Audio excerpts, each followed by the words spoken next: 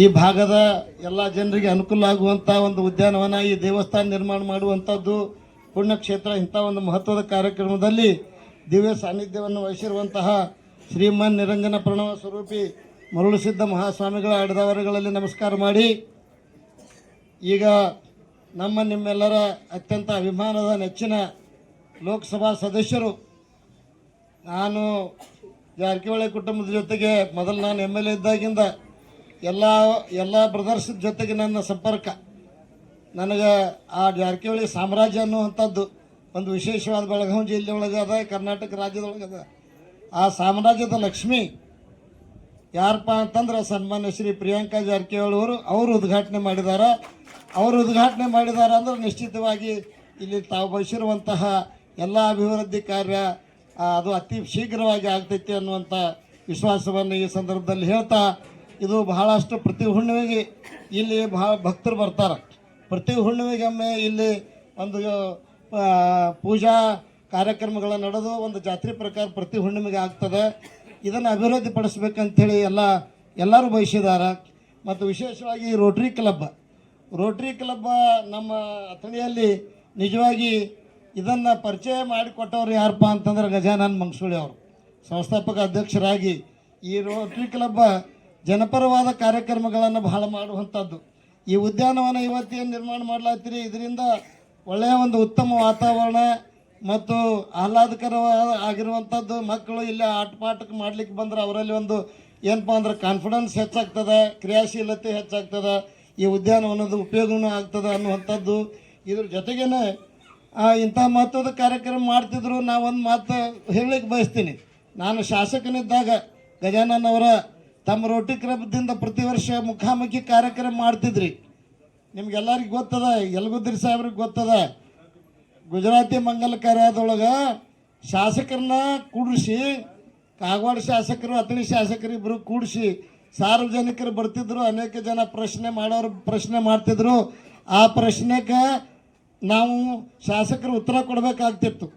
ಆ ಸಂದರ್ಭದಲ್ಲಿ ಏನೇನು ಪ್ರಶ್ನೆ ಮಾಡ್ತಿದ್ರು ಆ ಎಲ್ಲ ಪ್ರಶ್ನೆಗಳಿಗೆ ನಾವು ಅವ್ರಿಗೆ ತೃಪ್ತಿ ಆಗುವಂಗೆ ಉತ್ತರ ಕೊಡುವಂಥ ಪ್ರಯತ್ನ ಮಾಡ್ತಿದ್ದೀವಿ. ಇದರ ಮುಖಾಂತರ ಅವ್ರ ತೊಂದರೆಗಳೇನದ ನಮಗೆ ಗೊತ್ತಾಗ್ತಿತ್ತು. ಆಮೇಲೆ ಅವರು ನಮ್ಮಿಂದ ಏನು ಬಯಸ್ತಾರೆ, ಅವ್ರ ಭಾವನೆಗಳೇನದ ಅನ್ನುವಂಥದ್ದು ಗೊತ್ತಾಗಿ ಮುಂದೆ ಅದನ್ನು ಸರಿಯಾಗಿ ನಾವು ಮುಂದಿನ ದಿನಗಳಲ್ಲಿ ಆ ಕಾರ್ಯಗಳನ್ನು ಮಾಡುವಂಥ ಪ್ರಯತ್ನ ಮಾಡ್ತಿದ್ದೀವಿ. ಇಷ್ಟ ಅಲ್ಲ, ನಾವು ಮಾಡಿರುವಂಥ ಸಾಧನೆಗಳು ಸಹಿತ ಅಲ್ಲಿ ಪ್ರದರ್ಶನ ಮಾಡಲಿಕ್ಕೆ ಒಂದು ಅವಕಾಶ ನಮಗೆ ಸಿಗ್ತಿತ್ತು. ನಾನು ಅದರ ನಂತರ ಅದು ಆಗಲೇ ಇಲ್ಲ. ಅಂದರೆ ನಮ್ಮ ಮಹೇಶ್ ಅವರು ಹೇಳಿದಂಗೆ ಅದರ ನಂತರ ಹೇಳೋದು ಕೇಳೋದು ಏನು ನಡೆಯಲಿಲ್ಲ. ನಾವಿದ್ದಾಗ ಅಷ್ಟಿತ್ತದು. ಈಗ ಅವರು ಏನು ಮಾತಾಡ್ತಾರೋ ಅವ್ರದ್ದೇ ಕೇಳೋದು, ಹೇಳೋರ್ದು ಏನಿಲ್ಲ ಇಲ್ಲಿ ಅನ್ನುವಂಥದ್ದು ಇಂಥ ಒಂದು ಸಂದರ್ಭ ಇವತ್ತು ಬಂದು ಕುಂತದ. ಈಗ ಈ ಒಂದು ಸಂದರ್ಭದಲ್ಲಿ ನಾನು ತಮ್ಮೆಲ್ಲರಿಗೂ ಇಲ್ಲೇನು ಒಂದು ಈ ಸಮಿತಿ ಅದ ಅಲ್ರಿ, ಈ ಸಮಿತಿಯ ಎಲ್ಲ ಇವತ್ತು ಕಾರ್ಯದರ್ಶಿಗಳು ಮತ್ತು ರೋಟರಿ ಕ್ಲಬ್ದವರು ಎಲ್ಲ ಅದಾರ, ಕಾರ್ಯದರ್ಶಿ ಅಧ್ಯಕ್ಷರು ಮತ್ತು ಎಲ್ಲ ಸದಸ್ಯರು ಅದಾರ. ಈ ಸಮಿತಿಯ ಸದಸ್ಯರು ಎಲ್ಲರೂ ಅದಾರ. ಇದು ರೋಟರಿ ಕ್ಲಬ್ ಮತ್ತು ಈ ಸಮಿತಿಯ ಒಂದು ಕೋಆರ್ಡಿನೇಷನ್ದೊಳಗೆ ಮುಂಬರುವಂಥ ಎಲ್ಲ ಕೆಲಸಗಳ ತಾವೆಲ್ಲ ಸನ್ಮಾನ್ಯ ಶ್ರೀ ಲೋಕಸಭಾ ಸದಸ್ಯರಿಗೂ ಮೇಡಮ್ ಅವ್ರಿಗೆ ಹೇಳಿದಿರಿ. ಹಾಗೂ ಇಲ್ಲಿ ನಾವು ಅದೀವಿ, ನಾವಾಗಲಿ ಮಹೇಶ್ ಕುಮಟಳ್ಳಿ ಅವರಾಗಲಿ, ನಾವು ಮಾಜಿ ಶಾಸಕರಾಗಿದ್ದರೂ ಸಹಿತ ಅವಶ್ಯಕತೆ ಬಿದ್ದಲ್ಲಿ ನಾವು ಅವರು ಕೂಡಿಸಿ ಅನೇಕ ಕಾರ್ಯಯೋಜನೆಗಳ ನಿರ್ಮಾಣ ಮಾಡಿ ಪ್ರಪೋಸಲ್ ಕಳಿಸುವಂಥದ್ದು ಕೇಂದ್ರಕ್ಕಿರ್ಬೋದು, ಇವತ್ತು ರಾಜ್ಯಕ್ಕಿರ್ಬೋದು. ಇವತ್ತು ನಮ್ಮ ಹತ್ತಿರ ರಾಜ್ಯ ಸರ್ಕಾರನೂ ಅದ, ಸನ್ಮಾನ್ಯ ಶ್ರೀ ಸತೀಶಣ್ಣ ಜಾರಕಿಹೊಳಿ ಅವ್ರ ಮುಖಾಂತರ.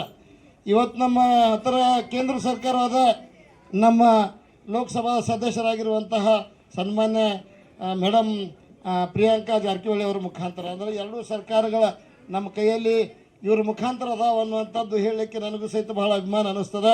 ಈ ಕಾರ್ಯಕ್ರಮ ಬಹಳ ಸುಂದರವಾಗಿ ನಡೀತು. ಇನ್ನು ನಾನು ರೋಟರಿ ಕ್ಲಬ್ ಅಧ್ಯಕ್ಷರಿಗೆ ವಿನಂತಿ ಮಾಡ್ತೀನಿ, ತಾವು ದಯಮಾಡಿ ಅದೇನು ಮುಖಾಮುಖಿ ಈ ಕಾರ್ಯಕ್ರಮ ಪ್ರತಿ ವರ್ಷ ಮಾಡಿಸ್ತಿದ್ರಲ್ಲ, ಈಗಿನ ಶಾಸಕರನ್ನು ಕರೆಸಿ ಸ್ವಲ್ಪ ಅದು ಮಾಡಿಸುವಂಥದ್ದು ಪ್ರಯತ್ನ ಮುಂದೆ ಮಾಡಿರಿ ಅಂತೇಳಿ ಹೇಳಿ ನಾನು ಮಾತಾಡಬಾರ್ದಂತ ಮಾಡಿದ್ದೆ. ಮಾತಾಡ್ರಿ ಅಂದಿದ್ದಕ್ಕೆ ಏನು ಸ್ವಲ್ಪ ಹೆಚ್ಚು ಕಡಿಮೆ ಆಗಬಹುದು. ಮಾತಾಡುವಾಗ ಗಡಬಡಿಯಾಗಿ ಹೆಚ್ಚು ಕಡಿಮೆ ಆಗ್ತಾವ್ರಿ. ಟೈಮ್ ಭಾಳ ಇತ್ತಂದ್ರೆ ಸಾಕಷ್ಟು ಮಾತಾಡ್ತೀವಿ. ಏನಾದರೂ ಹೆಚ್ಚು ಕಡಿಮೆ ಆಗಿದ್ರೆ ತಾವು ಅದನ್ನು ಕ್ಷಮಾ ಮಾಡಿರಿ ಅಂತೇಳಿ ಹೇಳಿ ಈ ದೇವಸ್ಥಾನ ಆದಷ್ಟು ಬೇಗನೆ ಪುನರ್ಜೀವನಗೊಂಡು ಇಲ್ಲಿ ಬಹಳ ಉತ್ತಮವಾದ ಒಂದು ಪವಿತ್ರ ಸ್ಥಾನ ಆಗಲಿ ಅಂತೇಳಿ ನಾನು ಸಹಿತ ದೇವರಲ್ಲಿ ಪ್ರಾರ್ಥನೆ ಮಾಡಿ ತಮ್ಮೆಲ್ಲರಿಗೆ ನನ್ನ ಹೃದಯಪೂರ್ವಕ ಕೃತಜ್ಞತೆಗಳನ್ನು ಸಲ್ಲಿಸಿ ನನ್ನ